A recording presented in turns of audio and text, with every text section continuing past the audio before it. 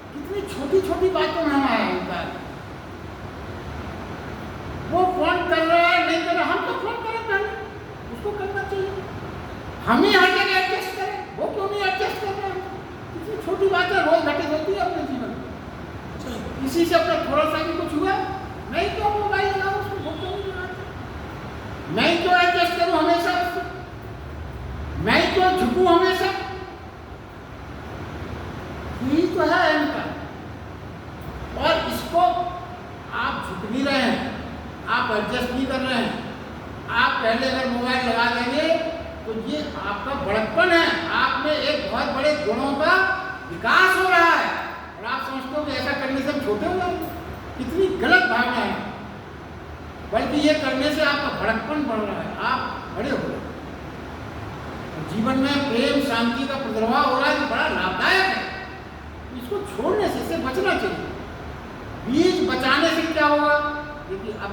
देखिए कोई भी बीज है, अगर वो या तो अंकुरित होगा, आप बचा लो उसको, तो क्या होगा?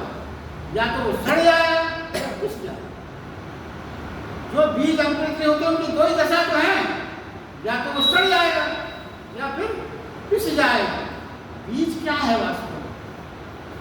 बीज तो मात्र कवच है, भीतर जो कोमल तत्व छुपा है उसे बचाने की व्यवस्था पर है बस। बीज क्या है? जो भीतर बहुत कोमल तत्व छुपे हैं, विकास उनका होना है, उनको सुरक्षा। लेकिन कोई भी चीज जब बहुत महत्वपूर्ण होती है तो उसकी सुरक्षा की जाती है। हम और आप भी घर में देखिए, कोई बहुत महत्वपूर्ण चीज होती है तो उसको बड़े कायदे से रखते हैं, अच्छे से अटैची में पैक करके, ये करके, कुछ खराब न हो जाए।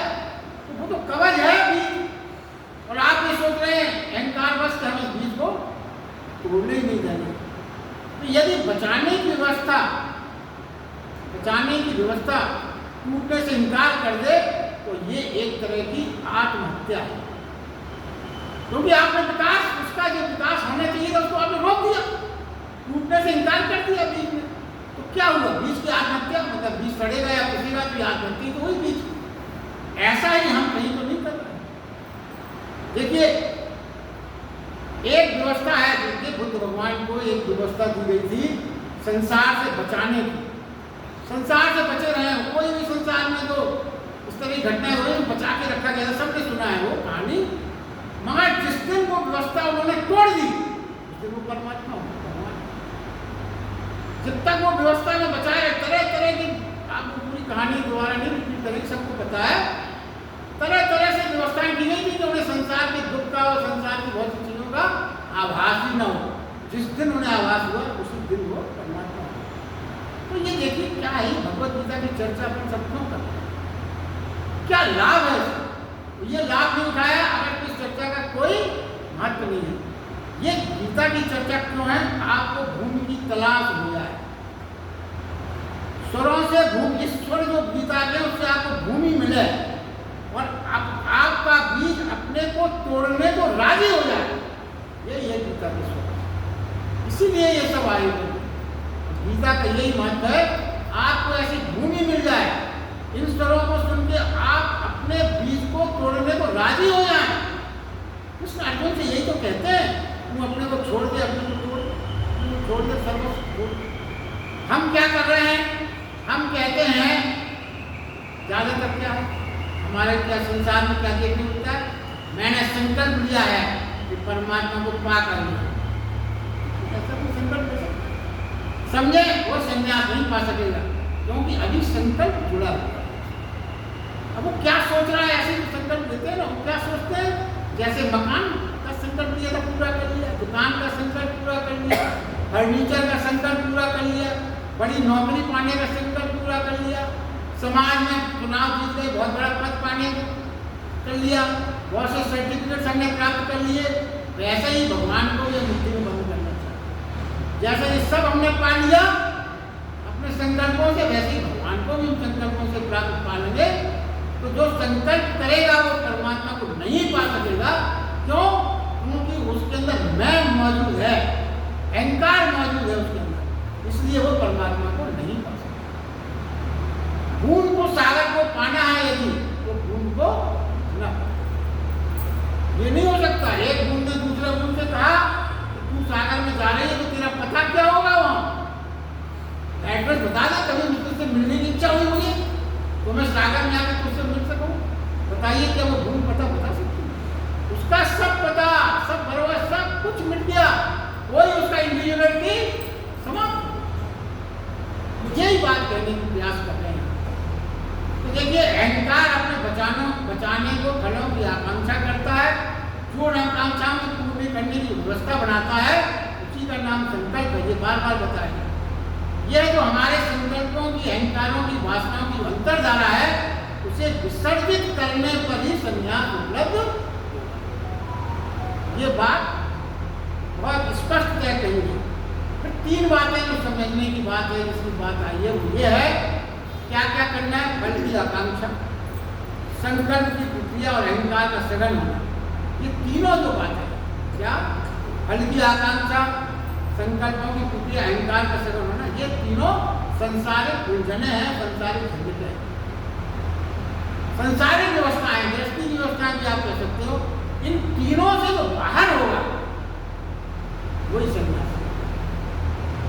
देखिए, ये जो उलझने बताई गई 3, फल की आकांक्षा, संकल्प, अहंकार, ये संसार की उलझने हैं।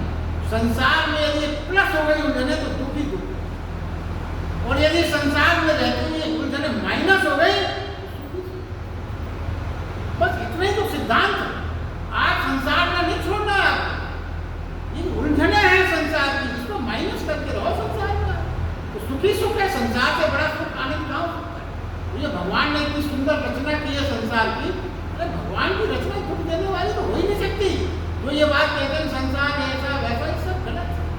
ऐसा वैसा तो हमने अपने चिंतन से बना दिया। भगवान ने भी सृष्टि की रचना, भगवान की सृष्टि की रचना ऐसे ऐसे हो सकती है जो गड़बड़ हो। ये बात मुख्य रूप से समझ नहीं थी। अब आगे देखिए भगवान कृष्ण क्या कहते हैं। तू समस्त बुद्धि को उपलब्ध होगा। इसमें अपन काफी चर्चा करते हैं, सांकेतिक रूप में कुछ बातें हैं। फिर तू योगारूढ़ हो जाए। समस्त बुद्धि को जब उपलब्ध होगा तो योगारूढ़ हो जाए। फिर योगारूढ़ होकर तेरे सारे संकल्प और विकल्प गिर जाएंगे। संकल्प के साथ विकल्प भी अपने आप में है कि आपके पास कोई विकल्प न रहे सिवाय परमात्मा। जैसे द्रौपदी जब तक विकल्प ढूंढती रही, भगवान ही आए मदद करने। हमारे पति बचा लेंगे, भीम बचा लेंगे, द्रोणाचार्य बचा लेंगे, भीष्म पितामह को खड़े हो ही जाएंगे।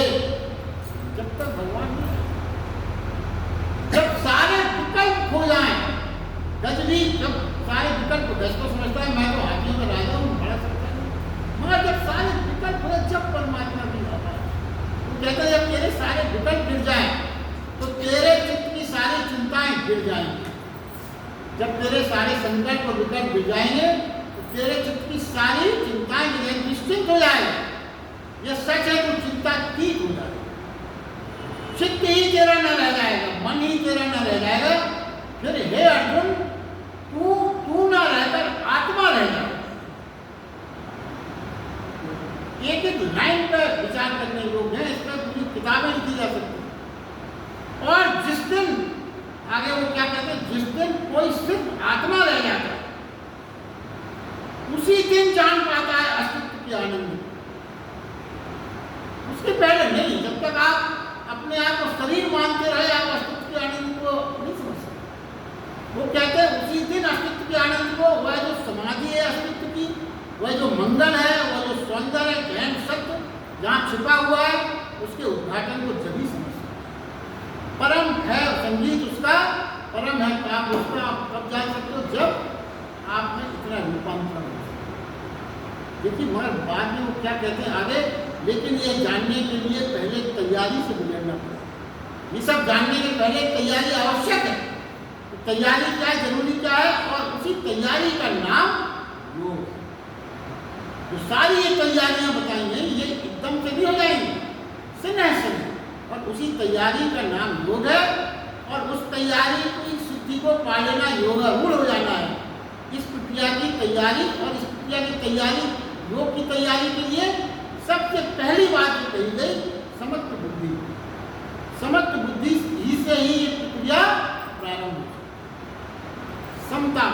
समता का बार बार कई बार अपन समता की चर्चा करते हैं। तो बात तैयारी की क्रिया प्रारंभ करते थे, समस्त बुद्धि को समझे पहले क्या है, जहाँ से तैयारी शुरू होना है। योग का सार ही यही है, उस क्रिया से ही होगा हुआ जा सकता है। तो समस्त बुद्धि का कई बार अपन ने सोचा, एक बार फिर से अपन उसका वर्णन करते। समस्त बुद्धि का अर्थ संतुलन, द्वंद्वों के बीच सम होना। द्वंद्व नहीं आप हटा सकते, द्वंद्वों के बीच में सम हो जाना, तराजू के दोनों पड़ों में समान हो जाना। हमारा मन क्या है, दोनों तरफ अतियों की ओर जाता है। ये है जीवन का सत्य। या तो हम किसी से अति से प्रेम करेंगे या अति से घृणा करेंगे। हमारा मन हमेशा अतियों की तरफ ही जाता है। हम पागल हो जाते हैं प्रेम में या पागल हो जाते हैं घृणा। किसी से इतना प्रेम करेंगे कि पागल हो जाएंगे, या इतनी घृणा करेंगे कि पागल हो जाएंगे। धन कमाने में पागल हो जाएंगे या छोड़ने में पागल हो जाएंगे। जो दोनों के बीच ठहर जाए वही समस्त बुद्धि को उपलब्ध। देखिए शब्दकोश में क्या है, अगर आप डिक्शनरी देखेंगे तो भोगी के विपरीत वहां लिखा मिलेगा योगी। मगर भगवान कृष्ण यहाँ पे कहते हैं कि ये बिल्कुल गलत है। ये समझे कि धन पकड़ा तो भोगी, यहाँ तक तो ठीक है, मगर धन छोड़ा तो योगी नहीं। भगवान कृष्ण को त्यागी था, त्याग योगी नहीं हो जाएगा। फिर योगी भगवान कृष्ण की भाषा में क्या है, जो पकड़ से ही बाहर हो जाए, ना इसे चुनूंगा ना उसे चुनूंगा, दोनों चुनाव से बाहर हो जाए। धन से उसका कोई मतलब ही ना रह जाए, ना पकड़ने से ना छोड़ने से। कोई योगी चुनाव रहे तो कोई चुनाव ना बचे। जहां चुनाव होगा, देखिए क्यों चुनाव रहित होना चाहिए, जहां चुनाव होगा वहां संकल्प होगा। जहां चुनाव की बात आई वहां संकल्प होगा। मन का होना, विकसित होना चुनाव के कारण ही है। जितने भी मन में द्वंद्व चलते हैं, मन का विकास जो होता है वो चुनाव के कारण है। अब देखिए एक बात और यहाँ पे बहुत स्पष्ट है, मन केवल मनुष्य के पास है, पशुओं के पास मन नहीं। यही अंतर है मनुष्य और पशु। सारी नेचर जितनी प्रकृति है सब मन रहित है मनुष्य के अलावा। वह मनु का बेटा है इसलिए मनुष्य कहलाया। मन सिर्फ मनुष्य के पास है। देखिए क्या है, क्यों और सरलता से समझे, सिर्फ मनुष्य ही है जो भोजन में, सज्जा में, विचार में चुनता है। पशु नहीं चुनता। भोजन में अपन चुनेंगे, सज्जा में, सजावट में अपन चुनेंगे, विचार में चुनेंगे। पशु की प्रगति ने जो तय कर दिया वही करता रहेगा, वही करता रहेगा। जो नेचर आ गया, घास तुम्हें खाना है तो घास ही खाता रहेगा।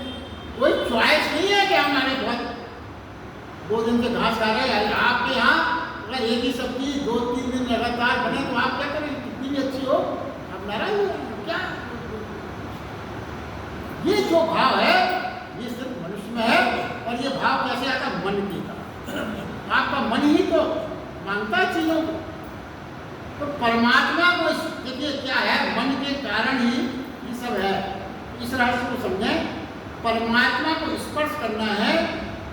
अब एक बात और देखिए, मनुष्य है तो मन रहे, मगर तो आगे बड़ी विचित्र बात कहते हैं कि परमात्मा को स्पर्श करना है तो मन का पुनः न होना जरूरी। यही तो गीता है। एक तरफ तो कहते हैं मन के बिना मनुष्य को, दूसरी तरफ क्या कहते हैं, परमात्मा का यदि स्पर्श करना हो तो मन का ना होना जरूरी है। मनुष्य ने मन को जब जान लिया, मनुष्य ने मन को जब अच्छी तरह से उसकी वास्तविकता जब जान लिया, तभी उसे छोड़ता है, वही तब संत हो जाता है। संत और बच्चों में यही तो फर्क है। बच्चों में मन नहीं होता क्योंकि उनकी कोई इच्छाएं नहीं है। संत में भी कोई इच्छा नहीं होती, उनके पास भी मन नहीं होता, मगर उन्होंने मन की व्यर्थता को समझ लिया है, जान लिया है, परख लिया है कि ये सब संसारिक उलझन है, बिना इनको त्यागे परमात्मा का स्पर्श नहीं हो सकता। तो देखिए ये बात जो है। अब देखिए मन के बारे में थोड़ा सा और अपन वैसे आज की बात शुरू करेंगे। क्या है मन के बारे में समझें। मन कभी कभी आप स्वयं को मन समझते हैं, ज्यादातर लोग खुद को मन समझते हैं, ऐसा बिल्कुल नहीं। मन व शरीर अलग अलग है। मन अलग है, शरीर अलग है। शरीर की समस्त गतिविधियां मन से ही संचालित होती हैं, दोनों अलग अलग। मगर शरीर की जो भी गतिविधि होगी वो मन से ही संचालित होगी। और यदि शरीर ना हो तो मन प्रत्यक्ष क्रियाशील नहीं हो सकता, क्या करेगा? दोनों चीजें हैं तो दोनों आपस में एक दूसरे के मित्र हैं, एक दूसरे के बिना चल नहीं सकता। जैसे भी हो दोनों, अन्यथा एक मित्र कैसे मित्र है वो? जैसे आपने दोस्ती फिल्म में देखा था, एक अंधा है और एक लंगड़ा है। तो क्या है, अंधे के कंधे पर सवार हो गया लंगड़ा, हम दोनों पे चल रहा है, एक दूसरे के बिना चल नहीं सकता। एक अंधा है एक लंगड़ा, तो सवाल है। बहुत सरलता से समझाने की बात है, जिससे बड़ी स्पष्ट हो जाए। जैसे दोस्ती फिल्म में आपने देखा था, उसमें एक अंधा था और एक लंगड़ा था, दोनों मिल गए तो उनका जीवन सरल हो गया, बिना इसके उनकी। ऐसा ही शरीर और मन का, दोनों हैं अलग अलग मगर दोनों का एक दूसरे के बिना चल नहीं सकता। आप देखिए मन बनता कैसे, ये बड़ी सरलता से बात समझने की है। कुछ बातें देखिए, मन बनता है सुनने से, देखने से, विचार से, चिंतन से, मनन से, पढ़ने से, अन्य से। ये सब वेदों में लिखा हुआ है, वेद वाक्य। इन चीज़ों से ही, सुनने से, भोजन से, देखने से, विचार जो आप करते हो, चिंतन जैसा आपका होता है, मनन जैसा होता है, जैसी चीज़ें आप पढ़ते हो, इन सब चीज़ों से ही आपका मन निर्मित होता है। तो देखिए, यदि मन ठीक नहीं है तो उसे कंट्रोल करना पड़ेगा, सर्विसिंग करना पड़ेगी। कैसे? उन चीज़ों को ठीक करना पड़ेगा जिससे वो बनता है। जैसे आपके कार में इनर पार्ट अगर ठीक नहीं है, कार बाहर से दिख रही है अच्छी, मगर इनर पार्ट अगर उसके ठीक नहीं है तो वो चलेगी तो कहीं भी टकरा जाएगी, गड़बड़ हो जाएगी, बाहर रूप में उसका बिगड़ जाएगा। वैसा ही मन है। यदि मन में आपको क्रोध है, घृणा है, अवसाद है, उपेक्षा है, तो ध्यान से सुनना, आपका तन भी सुंदर नहीं। मन सुंदर नहीं है तो तन भी बाहर सुंदर नहीं हो सकता आपका।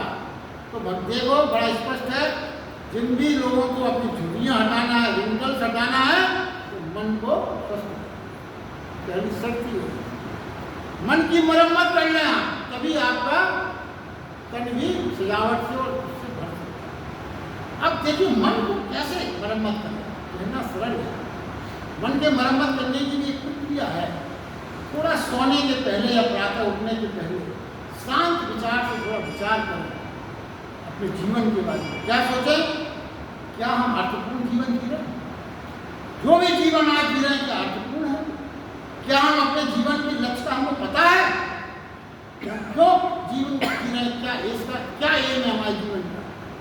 क्या हम वास्तव में उस लक्ष्य की ओर चल पा रहे हैं या नहीं चल पा रहे? अगर लक्ष्य है तो फिर ये सोचें कि हम चल पा रहे हैं उस लक्ष्य की ओर या नहीं चल पा रहे? हम अपने उद्देश्य के प्रति समर्पित है या नहीं है? और क्या हमारी स्पीड और गति उस लक्ष्य को बढ़ने की कैसी है, ठीक है या नहीं? ये विचार करें, जीवन अर्थपूर्ण है या नहीं है? देखिए, कहीं ऐसा तो नहीं है कि बाहर की स्पीड तो ठीक है मगर भीतर की स्पीड जीरो। बाहर तो आप बहुत बड़ा धूप कर रहे हैं, बाहर की स्पीड बहुत है, मगर भीतर की स्पीड क्या है? कुछ नहीं है। अरे यहाँ तक है कि कई लोग तो भीतर अभी चले ही नहीं है। स्पीड की बात तो छोड़ दीजिए, मार्ग क्या है? सब एक्सट्रोवर्ट है, इंट्रोवर्ट होना है, ये वो बताना चाहता है। एक्सट्रोवर्ट से जीवन अकेले नहीं चलता, इंट्रोवर्ट होना पड़ेगा। और दूसरी बात ये है जो बनने की है, वो कहते हैं पदार्थों को नकारा नहीं गया। कई लोग ऐसा कहते हैं पदार्थ को नहीं समझते, वो कहते हैं पदार्थों को नकार, पदार्थों की वास्तविकता को जानना, पदार्थों की सत्यता को पहचानना कि इसकी सत्यता क्या है। जिन्हें पाने के लिए, पदार्थों को पाने के लिए हमने अपना जीवन लगा दिया और यही नहीं जान पाए, समझ पाए कि वह चीज वो है भी कि नहीं जो हम समझते थे। सत्यता क्या है? जिन चीजों को इकट्ठा पदार्थ से पूरा जीवन खर्च कर दिया, इसकी सत्यता क्या है ये भी तो जानना पड़ेगा आपको, इसकी जांच करना पड़ेगी ना, उसकी बात में है क्या वो। आप कितने निर्णायक जीवन में आपको निर्णय लेने आता उसमें निर्णय है। सही चुनना आपको आता है नहीं आता, निश्चय आप कर पाते हैं कि नहीं कर पाते।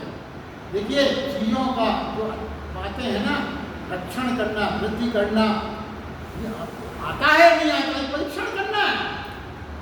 पकड़ते जा रहे हैं आप, ठीक है या नहीं ये विचारे, तो जो भी आप पकड़ते जा रहे हैं तो ठीक भी है या ये विचार करना चाहिए। यही भगवान बता रहे हैं। कई जीवन में जो आपने इकट्ठी की चीजें जो इतनी इकट्ठी करनी है, एक संग्रहालय इकट्ठा कर लिया है, ऐसा तो नहीं आप खाली उस संग्रहालय के मालिक मात्र बन के रह गए, बाकी सब कुछ नहीं। जैसे कस्टोडियन हो गए, मालिक है, आप संग्रहालय के बाद बैठे बाहर। कहीं ये तो नहीं कि चीजों का सुख है आपको, मगर अपने का सुख और अपने का गौरव हो गया, ऐसा तो नहीं हो। चीजें इकट्ठे करते करते, और देखिए एक बड़ी विचित्र स्थिति है कि चीजों के खोने का तो हमें दुख होता है, कोई चीज हमें इंपॉर्टेंट हो जाए हम बड़े दुखी होते हैं, मगर अपने खोने का भी कभी दुख हुआ है आपको? ये प्रश्न पूछना। हमारी अपना अपना जो हमारा अस्तित्व है, आत्मा है, वो हो गई, उसका हमें कभी दुख हुआ है, कभी दुख किया है? और देखिए एक बात बहुत स्पष्ट जो कही गई है, अपने होने का सुख जिसको नहीं है, वो अपने अस्तित्व को नहीं पहचान पाया। जिसने चीजों का सुख पाया, अपने होने का सुख जिसने नहीं जान पाया, वो कहते हैं वेद में, तीनों देव ब्रह्मा विष्णु महेश भी आपको सुखी नहीं कर सकते, क्योंकि आपने स्वयं को नहीं समझा। कोई आपके दुख को दूर नहीं कर सकता। देखिए जीवन में यदि आपको कुछ करना है तो दीपक तो आपको खुद जलाना पड़ेगा। कोई दीपक आपका जलाने की बात जो है वो संभव है ही नहीं। देखिए आप जो है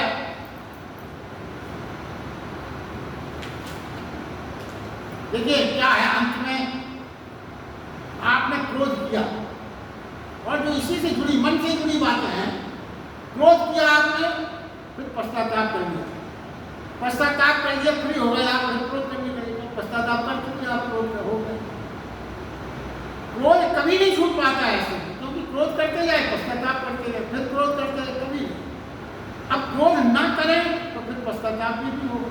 अगर क्रोध करना बंद हो जाए तो पश्चाताप भी नहीं होगा। अब देखिए यहाँ पे जो मनोविज्ञान भगवान बता रहे हैं, एक अगर दोनों चीजों हों तभी घटित होती है, एक ना रहे तो दूसरा नहीं होगा। अगर क्रोध नहीं होगा तो पश्चाताप नहीं होगा, मतलब दोनों में से अगर कोई एक भी नहीं है तो दूसरा नहीं होगा, ये तय है। तो भगवान ये कहते हैं कि तू क्रोध न छोड़े, पश्चाताप छोड़ दे, क्योंकि क्रोध छोड़ना तेरी बस की बात नहीं। पश्चाताप छोड़ दे, फिर देखते रहे, कुछ दिन बाद तेरा क्रोध भी चला जाएगा। ये बातें कुछ ऐसी हैं गीता में जो अपन कभी कल्पना भी नहीं की कि ये भी कर सकते। मगर ये अभ्यास की बात है, लोग बोले बड़ी विचित्र बात है, मगर वो कहते हैं करके तो देख, पश्चाताप करना छोड़ दे, क्रोध करता रहे, एक दिन तेरा क्रोध अपने आप छूट जाएगा। और क्या है, क्रोध करते रहे, देखें क्रोध किसी भी स्थिति में ठहरने पर, किसी भी स्थिति में ठहरने पर क्या होगा, मन नहीं रहेगा। एक स्थिति में यदि आप ठहर गए तो क्यों छूटेगा क्रोध, मन नहीं रहेगा, फिर मन मर जाएगा, मन समाप्त हो जाएगा, तो दूसरी चीज से आपको अपने आप मुक्ति मिल जाएगी। और जैसे ही हुआ समझ प्रयोग प्रारंभ हो जाता है, ऐसे ही स्थिति में जहाँ रुक गए, मन नहीं रहा तो समझ प्रारंभ हो गया। संकल्पों की भी लाभ दो व्यवस्थाएं हैं।